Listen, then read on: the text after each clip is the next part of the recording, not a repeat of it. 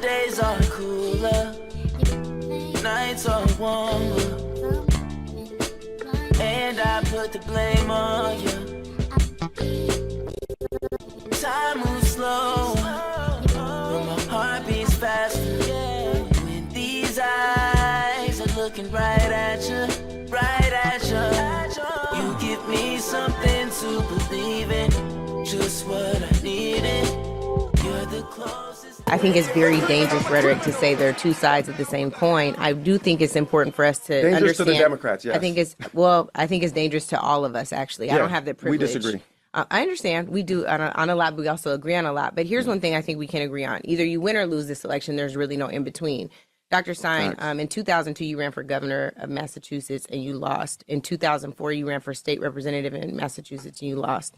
In 2006, you ran for secretary of the Commonwealth. You also lost. In 2010, you ran for governor again, this time against the first black governor in Massachusetts, Deval Patrick. You lost. In 2012, you ran against this country's first black president.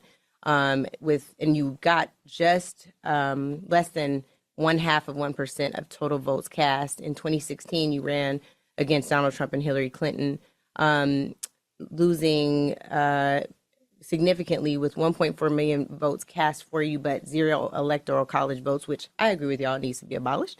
But 136 million people voted.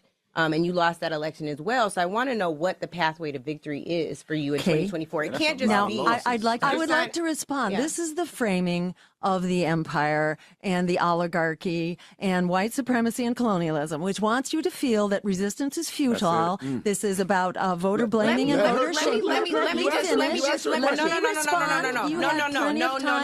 What you're not going to say is that I'm ever parroting anything at the hands of white supremacy. This is something that's very different. This is me asking you, again, it's a binary choice in an election. I'm just pointing out that these are the talking points. No, it's not the same talking points that the DNC I didn't get my talking uses. This is not DNC talking points. This is my research. And sadly for you, the research says you have never won an election. You have been successful in pushing forward certain agendas as an advocate, but you have never won an election as a candidate. Is that a winning strategy? So in order to win, a journey of 1,000 miles begins with one step. And in this case, it's many steps. Let me point out. 5, 6, let me 7 point. steps. Yes. Thank you. Let me just publicly thank Angela Rye.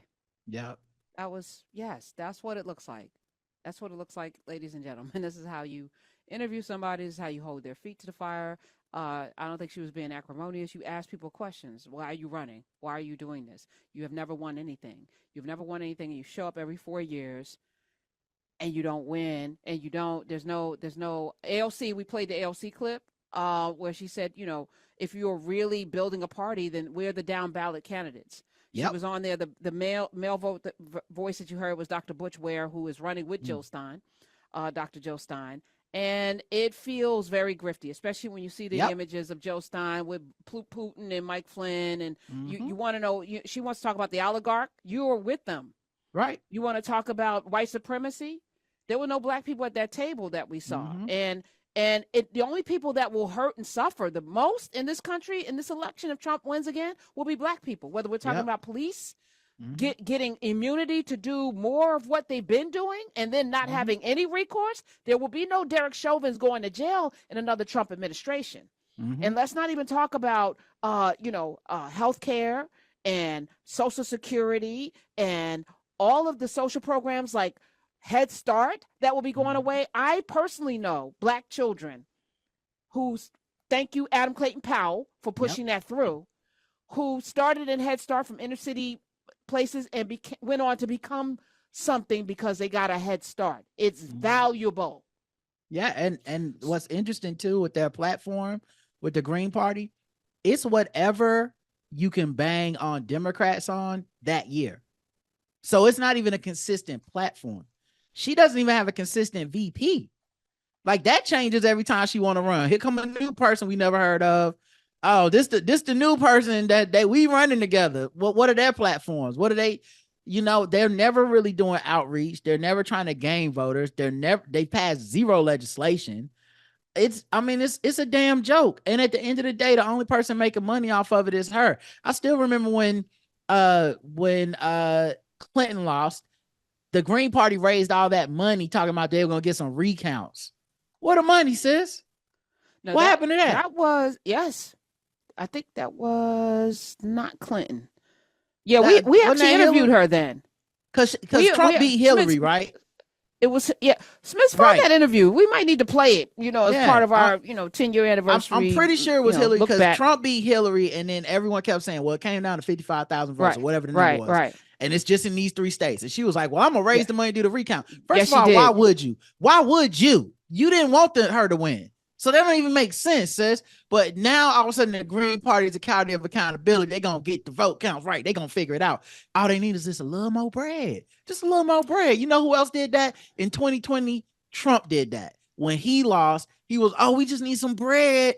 Once we get the money, then the recounts, then see yada, yada, yada, I'm president. And at the end of the day, it's just a grift. She raised $7.3 million in 2016. 7.3 million on the recount. Right. Where'd the money go? Where's the money?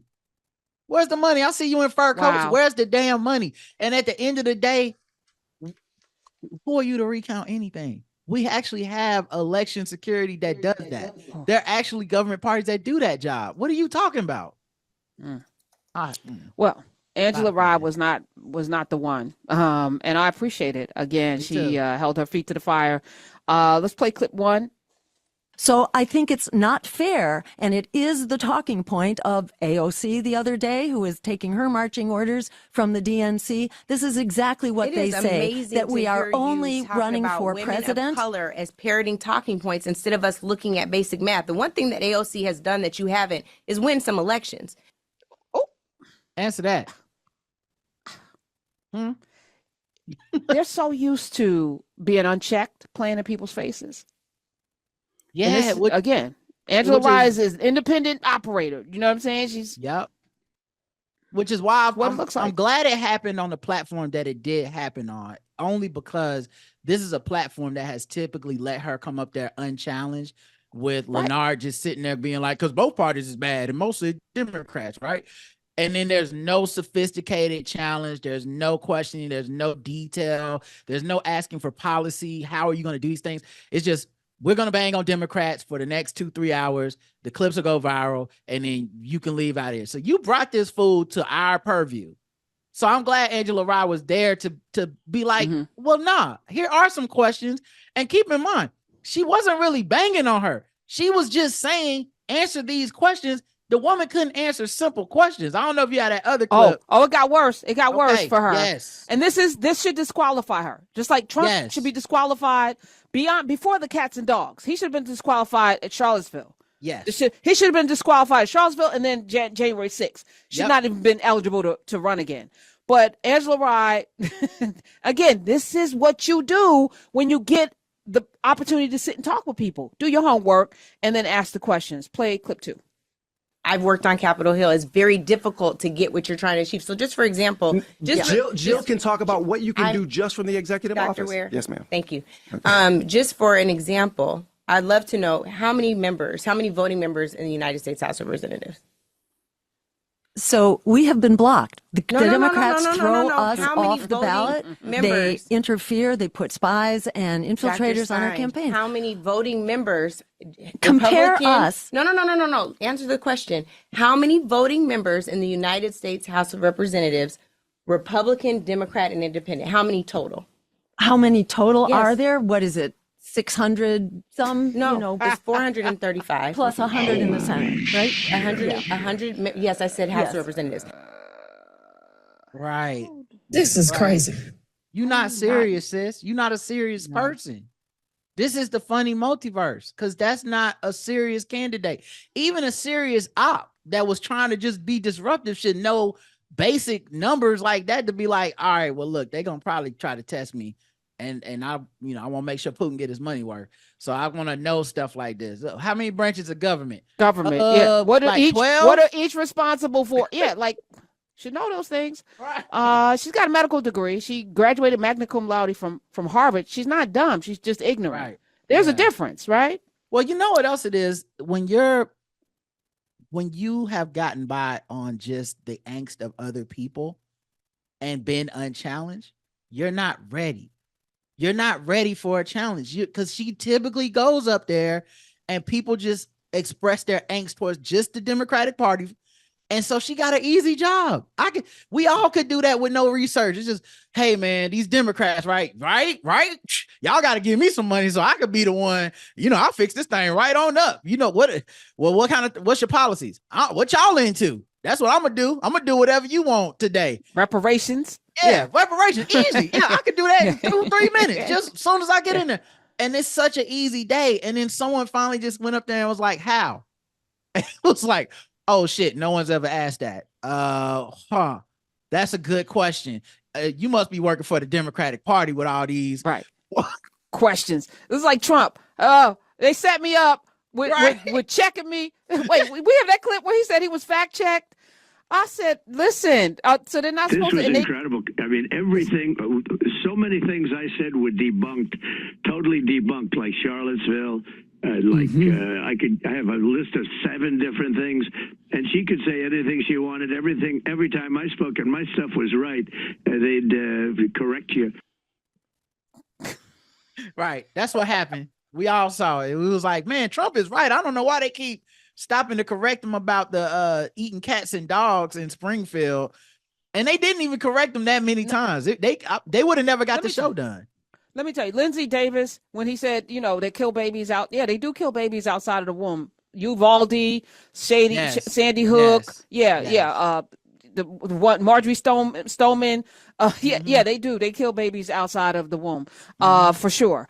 But she's like, there's no place that happens. Next question. Like, she didn't even get into the facts and say, that has never happened. And it's not like he's ever gonna concede it. So if your moment, that's like some of my friends were watching the debate and they texting me and stuff, and they're like, well, she needs to say this and Kamala needs to say that. And I said, let me tell you something. You're never gonna get him to concede that he's wrong. So you just say you stick to your message, you say your thing, and you move on. You don't got time to catch all these lies. Just hit the ones that matter and then get in his head, which she did. She was in his head. She said that crowd size. I said, she got him.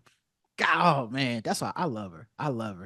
And no one takes you seriously. No world. Like he was stuck on a couple of things. She said they will eat you for lunch. I said they will.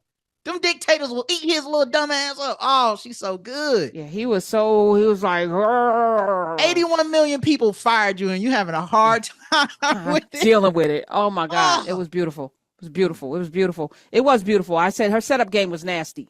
Because she dropped him at the time where you knew he was going to be obsessed with those.